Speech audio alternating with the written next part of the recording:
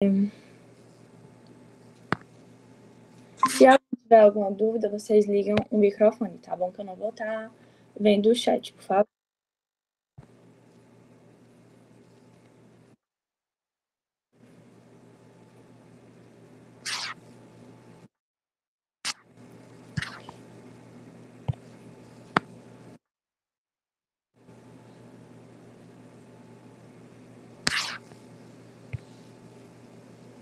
Pronto. Eu vou dar aula de imunidade humoral, hoje, que vai cair na prova de vocês. E vamos começar. Não é uma aula... eu acho que as questões dela não vão estar, assim, muito difíceis, certo? Eu coloquei aqui os principais objetivos que a gente vai abordar na aula, falar sobre os componentes, as fases da resposta imune humoral e os anticorpos. Aí aqui eu coloquei primeiro o caso clínico, né, que ela sempre pede para a gente colocar, e eu vou ler para a gente discutir um pouco. Paciente, João, 32 anos, masculino, saudável até o momento. Procura atendimento médico devido a uma infecção respiratória recente e persistente. História clínica. João é um paciente sem comorbidades, sem histórico familiar significativo de doenças autoimunes ou imunodeficiência. Ele apresenta sintomas de febre, tosse produtiva e dor no peito há aproximadamente 10 dias. E apesar de uma evolução inicial de melhora com antibióticos prescritos pelo médico da UBS, os sintomas continuam moderados. Ele também relata cansaço excessivo e dificuldades respiratórias, o que o leva a buscar o atendimento especializado. O exame físico: temperatura de 38,2 graus Celsius, frequência cardíaca de 90 batimentos por minuto, saturação de oxigênio 95% em ar ambiente, pulmões estertores finos em bases e ausência de linfadenopatia ou sinais evidentes de infecção sistêmica. Os exames laboratoriais: hemograma, leucocitose com predomínio de neutrófilos, proteína C reativa alta, teste rápido para influenza negativo e cultura de secreção respiratória deu crescimento de Streptococcus pneumoniae. O que é que está acontecendo, né, com o corpo do João e como é que a gente pode relacionar esse caso com a imunidade humoral?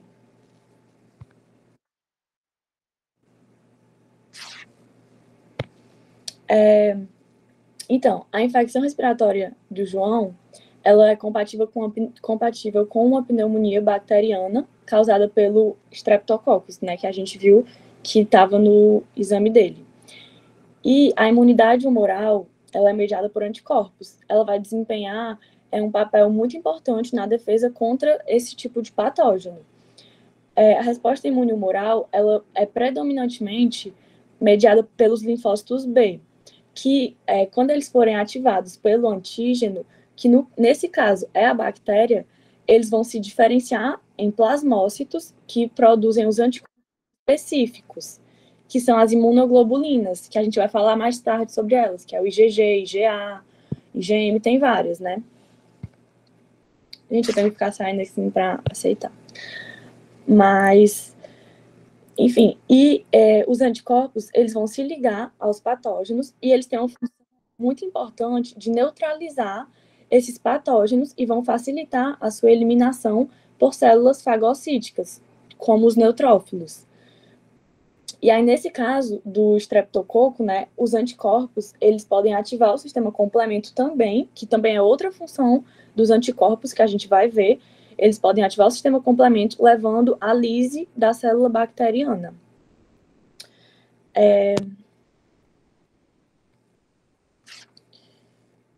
Mas, em pacientes que têm uma deficiência da resposta humoral, que não é o caso dele, mas nesses pacientes que têm a deficiência, né, como uma imunodeficiência primária ou secundária, a eliminação da bactéria ela vai ser menos eficiente.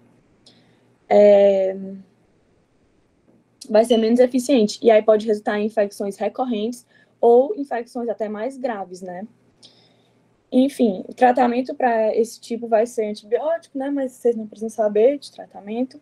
Mas saber, assim, que o acompanhamento, né, da função imunológica, com foco nesses anticorpos específicos, é muito importante. E o que é que a gente pode concluir desse caso, né? Que o João apresenta uma infecção respiratória aguda com o manejo, né, adequado de antibióticos e a imunidade humoral, através da produção dos anticorpos pelos linfócitos B, que são, assim, o principal, né, os atores principais, ela vai ser fundamental para combater as infecções bacterianas, como a pneumonia, né? E aí, a função dos anticorpos, ela também pode ser monitorada nesses casos de infecção grave, infecção recorrente, para verificar se a pessoa tem alguma deficiência imunológica ou não. Agora, passando para a aula, né?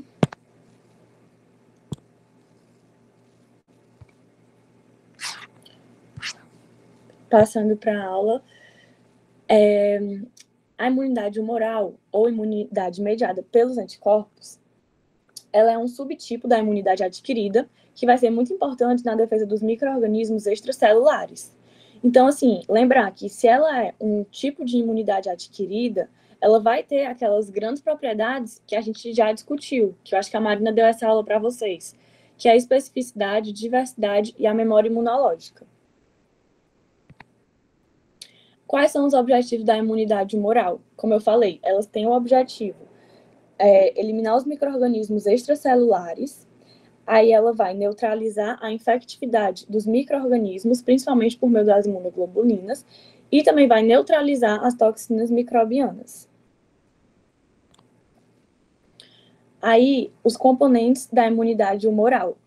Ela é composta, vocês têm que lembrar do linfócito B, né, que vai ser o principal ator. Ela vai ser composta pelos linfócitos B foliculares, pelos linfócitos B da zona marginal do baço e pelos linfócitos B1. Esses 3 linfócitos, eles produzem anticorpos, mas eles têm algumas diferenças, né? Os linfócitos B foliculares, eles vão ser capazes de transitar entre os órgãos linfóides secundários, e eles vão ser encontrados nos folículos desses órgãos, como o próprio nome já diz, né? Linfócito B folicular vai ser encontrado no folículo do órgão linfóide secundário. E eles vão produzir os anticorpos contra antígenos T dependentes. Já a gente vai falar sobre isso, sobre o que é o T dependente e o T independente, né? Aí os linfócitos B da zona marginal do baço, eles vão ser encontrados na periferia da polpa branca do baço. E aí eles vão produzir anticorpos contra os antígenos T independentes. E eles vão ser importantes nas respostas imunes rápidas contra micro-organismos que adentram a corrente sanguínea. E já os linfócitos B1, eles vão ser encontrados na mucosa do trato gastrointestinal e das cavidades peritoneal e pleural. E os seus receptores, né, que é o BCR, vão reconhecer o antígeno T independente. Então, o linfócito B folicular vai produzir anticorpo contra o antígeno T dependente, e o linfócito B da zona marginal e o linfócito B1 é anticorpo contra T independente, tá? Aí eu vou explicar já o que é o T dependente e independente. Aqui falando um pouco sobre as fases da resposta imune humoral. A gente vai ter, ela é dividida em 3 fases, certo? A primeira fase, a gente vai ter o reconhecimento do antígeno. Nessa fase vai ocorrer a ligação do receptor da célula B, que é o BCR, com o antígeno, na sua forma natural. Por que é na forma natural? Porque ele não vai ser o peptídeo, ele não vai ser degradado. Vocês lembram na imunidade adquirida, onde a célula dendrítica apresentava o peptídeo? Aqui, não precisa ser o peptídeo, entendeu? Pode ser um antígeno na forma natural. E o linfócito B, ele possui justamente o BCR, que é o receptor, que ele vai reconhecer diretamente o antígeno, como eu falei. Não precisa, não depende da célula dendrítica, né? E aí essa ligação, ela é o primeiro sinal. Ela vai servir para falar assim para o linfócito B, olha, você vai se ativar. Então essa ligação vai servir para avisar que ele vai se ativar. Basicamente isso, a fase 1. Agora a fase 2. Na fase 2, o que é que vai acontecer? Vai ter a ativação dos linfócitos B virgens. Vai acontecer a expansão clonal e a diferenciação. Aí, na maioria das vezes, né, para o linfócito B se ativar, ele precisa da ajuda do T-helper. Mas ele também consegue se ativar sem o T-helper. E aí, no momento em que ele vai receber o segundo sinal, ou dependente ou independente do T, ele vai entrar em expansão e vai se diferenciar em uma célula chamada plasmócito. Né? Então, nessa fase efetora da imunidade humoral, que vai ser a fase 3, quem secreta os anticorpos vai ser o plasmócito e não o linfócito B, porque o linfócito B ele vai se diferenciar no plasmócito.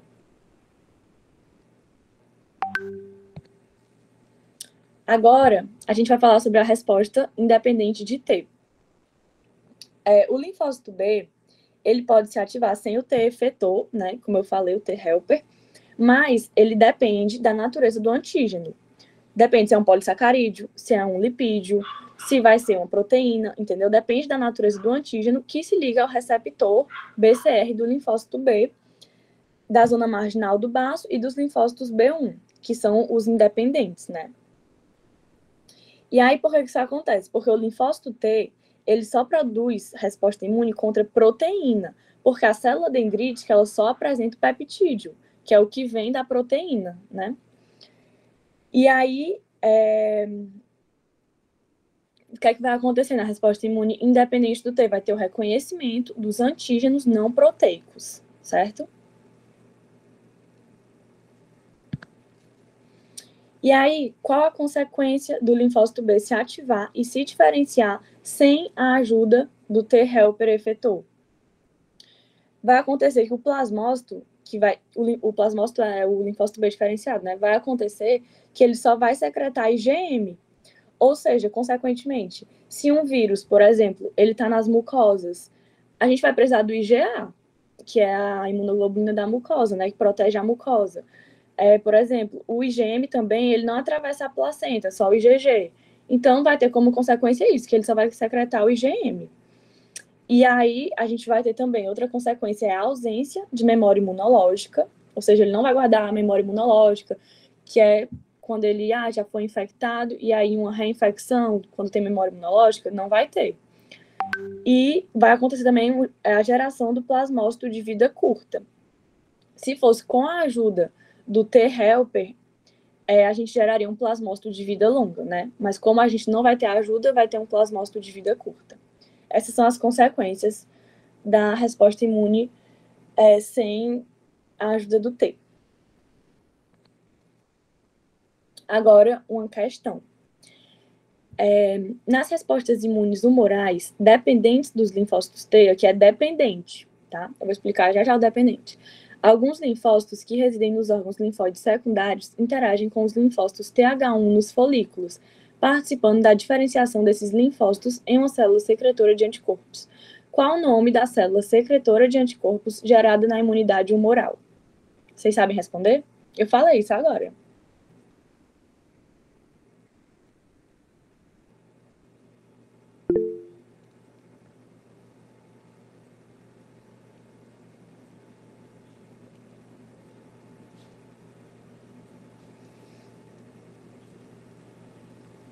Gente, então, ele pergunta qual é o nome da célula secretora de anticorpos que vai ser gerada na imunidade humoral. A resposta é plasmócito. Como eu falei, o linfócito B ele vai se diferenciar no plasmócito. E aí, o plasmócito é quem secreta os anticorpos, certo? Agora a gente vai passar para a resposta de anticorpo dependente de T.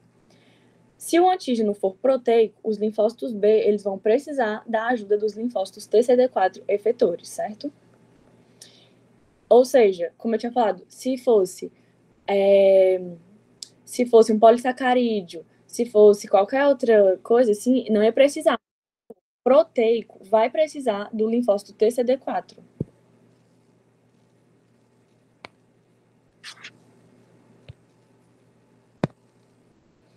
E aí, qual é a consequência do linfócito B se ativar e se diferenciar com a ajuda do T-helper? É melhor, né? Ele vai ter a ajuda do T-helper, vai ser melhor. Mas aí, quais são as consequências? Vai ocorrer a troca do isótipo. O IgM vai virar um IgG, ou então o IgM pode virar IgE, ou pode virar IgA.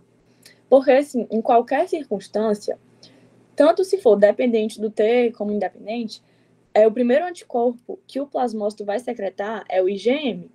Só que aí, com a ajuda do T, ele consegue fazer essa mudança de classe. Então, ele consegue produzir o IgM, mas aí ele também consegue fazer a mudança para IgG, IgA, IgE, né? E é o contrário do que eu tinha falado na independente do T, que ele vai só produzir o IgM. Outra consequência que a gente tem é a maturação da afinidade do anticorpo pelo antígeno. Também vamos ter a geração de plasmócitos de vida longa, que são na medula óssea, né? E também vai ter a geração de linfócitos B de memória, que vão ajudar nas reinfecções. Ou seja, é basicamente o contrário do que acontece na resposta sem a ajuda do T-helper.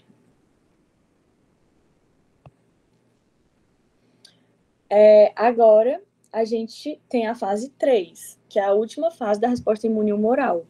É a fase efetora com produção e secreção de anticorpo. Vai ocorrer apenas a secreção de anticorpos, que vai ser mediada pelos plasmócitos, como tinha naquela questão, que são os linfócitos B diferenciados, né? E aí, esses plasmócitos de vida longa, eles vão estar localizados na medula óssea. Aqui eu coloquei uma correlação clínica, que ela já até cobrou em prova, que é a questão das sorologias, né? Quando a gente tem uma sorologia, por exemplo, para a Covid-19, aí o resultado deu IgG, deu reagente, e o IgM não reagente. O que é que isso significa? O primeiro anticorpo que a gente vai produzir é o IgM, e o IgM, ele é sinônimo de infecção recente, infecção atual, certo? Já o IgG, ele significa uma infecção passada. Então, ou a pessoa já teve a doença, ou ela pode só já ter sido vacinada e ter o IgG, entendeu? Então, nesse caso, que da sorologia de Covid-19, que o IgG deu não reagente, o IgM deu reagente, significa que a pessoa está com a Covid-19 agora. Porque o IgM, ele é o anticorpo que significa infecção recente ou atual, certo? Então, significa que a pessoa está com Covid-19. No caso 2, da sorologia para hepatite, que deu o IgG reagente e o IgM não reagente, significa que a pessoa não está com a doença agora, mas significa que ela ou já teve a doença, então ou ela já teve uma infecção passada, ou ela já foi vacinada, porque o IgG está reagente.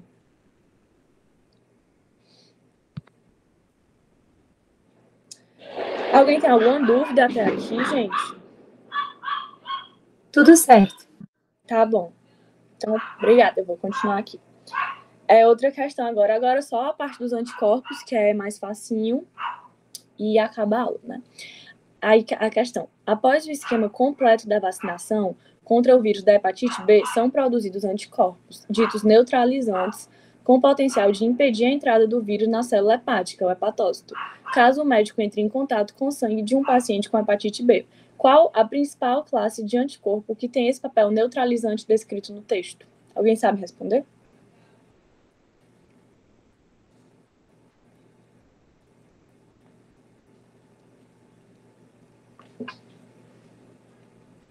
Pronto. Eu vou falar agora sobre os anticorpos e a gente vai ver as funções de cada um, certo? Mas, como eu tinha falado, né? Foi um esquema completo da vacinação, ou seja, se a pessoa for infectada, se ela for vacinada, o IgG vai estar reagente, né? E o IgG a gente vai ver que tem esse papel justamente de neutralizar, certo? As toxinas, enfim. Então a resposta seria o IgG. Agora falando um pouquinho sobre o IgG. As principais funções do IgG. A gente vai ter a neutralização de micro-organismos e toxinas, foi justamente o que ele abordou na questão, a opsonização de antígenos para fagocitose, a ativação da via clássica do sistema complemento, a citotoxicidade celular dependente de anticorpo e a imunidade neonatal, que seria a transferência de anticorpos, que o IgG ele vai ser o único capaz de atravessar a barreira placentária. Aí, vou explicar um pouquinho mais sobre cada uma dessas funções, né? Primeiro, a neutralização dos micro-organismos e toxinas, né? Os anticorpos IgG, eles vão se ligar ao antígeno e eles vão ser capazes de bloquear a infectividade. Ou seja, eles vão bloquear a entrada do antígeno na célula sadia. Então, eles também vão bloquear, consequentemente, a interação das toxinas, né, com as células do hospedeiro. Aí a opsonização. Os anticorpos IgG, eles são capazes de revestir os micro-organismos e promover a sua ingestão por fagocitose pelos fagócitos, né? Isso é a opsonização. Aí, sobre a ativação do sistema complemento. O anticorpo IgG, ao se ligar aos antígenos, ele vai ativar a via clássica do sistema complemento e vai resultar, né, na consequente lise da bactéria ou da célula-alvo. Aí a citotoxicidade celular dependente de anticorpo. A citotoxicidade, né, o que acontece? A célula NK, a natural killer, ela tem um receptor isso não é tão importante, mas ela tem um receptor para a região FC das imunoglobulinas IgG, que vai se ligar a uma célula infectada revestida por IgG, e aí ela vai degranular aquelas perforinas e granzimas B que ela tem. E a imunidade neonatal vai ter a transferência dos anticorpos via placenta, né? Como eu falei, o IgG é o único que atravessa a barreira placentária. Acho que isso é importante para vocês saberem. Ele é o único capaz de atravessar a barreira placentária. E aí, nisso, a gente pode até fazer uma correlação, que eu acho que ela até falou na aula, sobre a eritroblastose fetal, né? Que acontece quando a mãe, ela tem o RH negativo e o bebê tem o RH positivo.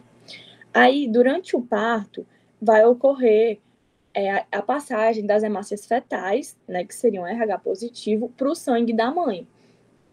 Só que o sangue da mãe é RH negativo. E aí, o organismo da mãe ele vai produzir, então, os anticorpos anti-RH. E aí, assim, no primeiro bebê não vai ter nenhuma consequência. Mas o problema vai ser se essa mulher quiser ter uma outra gravidez, né? Porque aí, na segunda gravidez dela, com o bebê RH positivo, né? A mulher que já tinha sido sensibilizada antes, ela vai produzir uma grande quantidade de anticorpos anti-RH. E aí vai ocorrer a passagem desses anticorpos anti-RH para a circulação fetal, e aí vai causar a hemólise. Eles vão, basicamente, assim, né, matar, assim, entre aspas, as células sanguíneas do bebê. Então, é basicamente isso, assim, eritroblastose fetal. Outra questão, assim, que ela tinha abordado na aula foi falando sobre a meia-vida das IgGs, né, que ela mencionou que é mais ou menos de uns 23 dias. E aí, ela faz uma pergunta, como que a gente tem anticorpo ainda IgG, por exemplo, contra uma vacina que a gente tomou há muito tempo, que a gente tomou quando era criança, né? Então, a resposta seria por causa dos plasmócitos de vida longa, né, que vão ficar secretando a IgG. Agora, passando um pouco para falar da IgA, a IgA mais, eu acho que assim, a mais importante, vocês têm que saber as funções, mas as outras também são, né? Então, vamos para a IgA. A principal função, primeiramente, a gente tem dois tipos de IgA, tem a sérica e a dimérica. A IgA, ela é muito importante para a imunidade de mucosa, porque a gente vai ter a secreção de IgA lá no lúmen do trato gastrointestinal e respiratório. E uma das funções dela também é a neutralização de micro-organismos e das suas toxinas, como eu falei, no trato gastrointestinal e respiratório, né? E a imunidade neonatal vai ter a transferência de IgA por meio do leite materno. Aí vocês lembram, como eu acabei de falar, o IgG atravessa a barreira placentária. O IgA vai ter a transferência pelo leite materno, certo? Agora, falando um pouco sobre o IgM, as funções. A gente vai ter a ativação da via clássica do sistema complemento, a neutralização de micro-organismos e toxinas, e ele também vai funcionar como um receptor de antígenos dos linfócitos B, que é o BCR. O IgD é só receptor de antígenos dos linfócitos B, que é o BCR, né? E o IgE, ele vai ser importante na defesa contra os helmintos, né, contra os vermes. Essa defesa ela é mediada pelo eosinófilo e mastócito. E também é importante no envolvimento nas alergias, porque nas alergias vai acontecer a degranulação dos mastócitos. Aí vai ser importante, né, nas reações de hipersensibilidade imediata, como rinite alérgica, asma, choque anafilático, enfim. E foi isso, gente. Essa foi a aula. Agora tem mais uma questãozinha. Essa questão é da prova que eu peguei, que foi aquela questão que eu tinha explicado sobre a sorologia, né? Que é muito importante vocês saberem isso. Na minha prova ela cobrou, se eu não me engano. A figura ao lado mostra a sorologia do paciente AJS com suspeita de dengue, que apresentava os seguintes sintomas: febre alta, dores musculares e fadiga. Interprete o resultado mostrado acima e marque a conclusão do médico. Aí aqui, o que é que a gente tem nessa imagem? Os anticorpos IgG deu não reagente e o anticorpo IgM deu reagente. Aí, opções. Item A. O resultado do paciente AJS está inconclusivo. O ideal é que a sorologia seja repetida após 10 dias do início da infecção. Não está inconclusivo, né? Porque o IgM deu reagente. O paciente está com infecção aguda pelo vírus da dengue, evidenciado pela presença de anticorpos da classe IgM. Item C. O resultado da IgG e os sintomas semelhantes a outras viroses faz com que seja necessário fazer sorologia para outros vírus. Item D. A sorologia mostra que o paciente já teve dengue e deve ser investigado também chikungunya e H1N1. O resultado da IgG confirma a infecção recente pelo vírus da dengue. Qual item vocês acham que é? Item B. Pronto, isso mesmo, item B. Como eu tinha explicado, o IgM lembrar de infecção aguda, recente, e o IgG infecção passada. E aí no item B ele fala exatamente isso, né? O paciente está com infecção aguda pelo vírus da dengue, evidenciado pela presença dos anticorpos de classe IgM. O item A não poderia ser, porque ele fala que o exame está inconclusivo. O item C, ele fala que é necessário fazer sorologia para outros vírus, mas não é. Ele já deu que o IgM está reagente. O item D, a sorologia mostra que o paciente já teve dengue. Não, porque se ele já tivesse dengue, seria o IgG que ia estar positivo, e não o IgM. E o resultado do IgG confirma a infecção recente? Não, tá errado. O IgG não vai confirmar a infecção recente. Quem vai confirmar a infecção recente é o IgM. Então, por isso, item B. E foi isso, gente. Essas foram as referências que eu utilizei. O livro da Silvia, de Imunologia Básica, que é muito bom. Se vocês quiserem ler para revisar antes da prova, os capítulos não são grandes e é ótimo, né? E foi isso. Muito obrigada. E boa prova amanhã.